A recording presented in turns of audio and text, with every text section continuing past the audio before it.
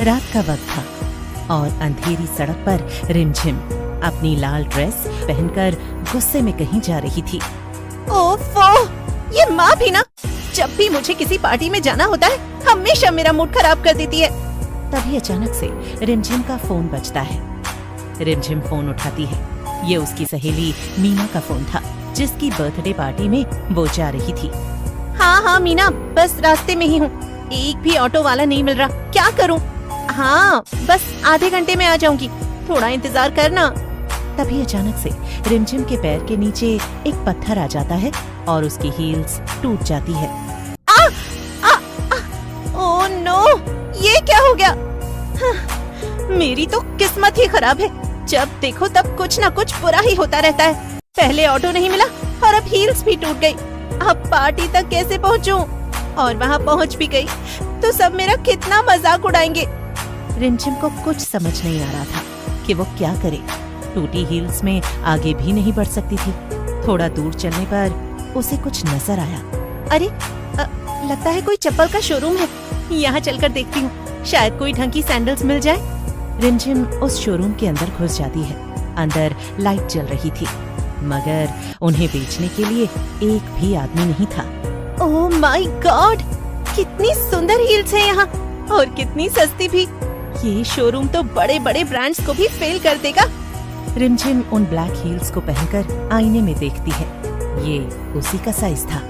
Perfect, ये heels तो मेरी ड्रेस के साथ मैच भी हो रही है, मैं इन्हें ले लेती हूँ।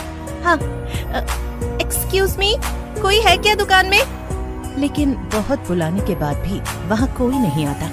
ओफो, मुझे देर भी हो रही है, क्या करूँ?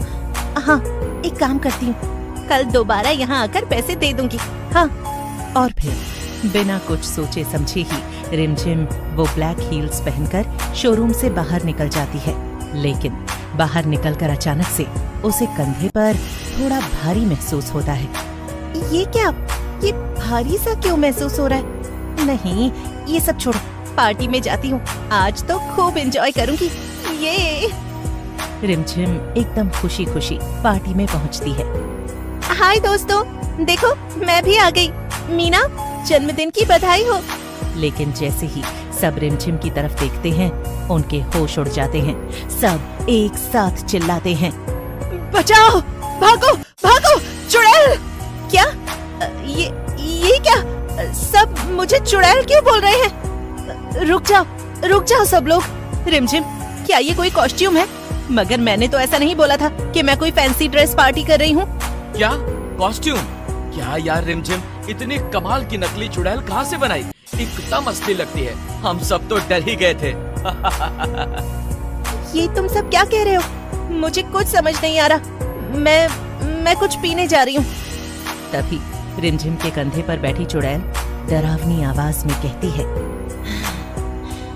जरा एक कॉकटेल मेरे लिए भी तो मंगवा देना। ये डरावनी आवाज सुनकर रिमझिम के रोंगटे खड़े हो जाते हैं। डरते हुए वो सामने लगे आईने में देखती है और उसके होश उड़ जाते हैं। उसके कंधे पर सचमुच एक चुड़ैल बैठी हुई थी। बचाओ बचाओ! रिमझिम की चीख सुनकर पूरे हॉल में सन्नाटा छा जाता है। सब लोग उसे घूरने लगते हैं। लेकिन रिमझिम को चिल्लाते हुए देखकर मीना उससे पूछती है, अरे रिमझिम, क्या हुआ? इतना क्यों चिल्ला रही है? रिमझिम कुछ बोल नहीं पाती। उसका चेहरा डर से सफेद पड़ चुका था।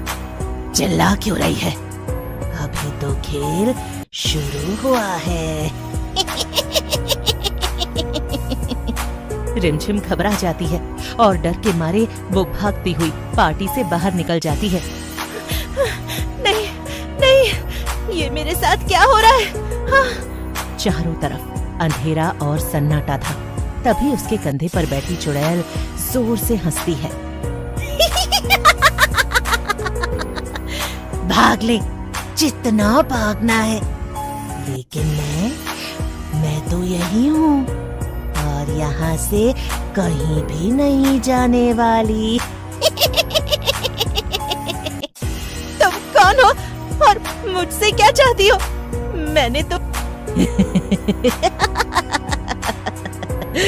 वाह, चोरी करके बड़ी जल्दी भूल गई हैं? मैं वही हूँ जिसकी चीज तू चुरा कर अपने साथ ले आई है। क्या मतलब? ओह, देखो तो भोली को, ये जो हील्स तूने पहन रखी हैं, ये मेरी हैं। तू इन्हें मेरी दुकान से चुरा कर लाई है। नहीं, मैंने चोरी नहीं की। मैं तो पैसे देने ही वाली थी, लेकिन वहाँ दुकान पर कोई था ही नहीं, तो मैंने सोचा कि मैं कल आकर पैसे दे दूंगी। मुझे देर हो रही थी इसीलिए। अच्छा, अब बहाने बना रही है। बिना पूछे चीज उठाना चोरी ही होती है। फिर तू चाहे कुछ भी कह ले, समझी? अब तो तू फंस चुकी है। जब रिमझिम को आगे कुछ समझ नहीं आता, प्लीज मुझे माफ कर दो, मैं कल जाकर पैसे दे दूंगी। हाँ। रिमझिम की बात सुनकर अब चुड़ैल हंसना बंद कर देती है और उसकी आवाज अचानक से गंभीर हो जाती है। अब बहुत देर हो चुकी है। अब मुझे पैसे नहीं चाहिए। अब तुझे पैसे की जगह कुछ और देना होगा। क्या देना होगा? मुझे भूख बहुत लगी है और मुझे अपना नाश्ता चाहिए। क्या नाश्ता? क्या मतलब? हाँ, या तो तू खुद मरेगी और मेरा नाश्ता बनेगी, या फिर नहीं नहीं, मैं नहीं मरना चाहती। प्लीज मुझे छोड़ दो। पता नहीं कौन सी मनहूस खड़ी थी जो मैं पार्टी में जाने के लिए घर से निकली। चुप और मेरी पूरी बात सुन। या तो तू मेरा नाश्ता बनेगी या फिर किसी और इंसान को मेरे पास लाना होगा मेरी दुकान पर, ताकि मैं उसका नाश्ता कर सकूं। रिमझिम कुछ देर के लिए चुप हो जाती है। उसका दिमाग तेजी से चल रहा था। वो समझ जाती है कि अगर उसने कुछ नहीं किया तो उसकी मौत पक्की है। अगर मैं किसी को ले आऊं तो तुम मुझे छोड़ दोगी? हाँ, मैं तुझे आजाद कर दूंगी, लेकिन ध्यान रखना, मुझे धोखा देने की कोशिश मत करना।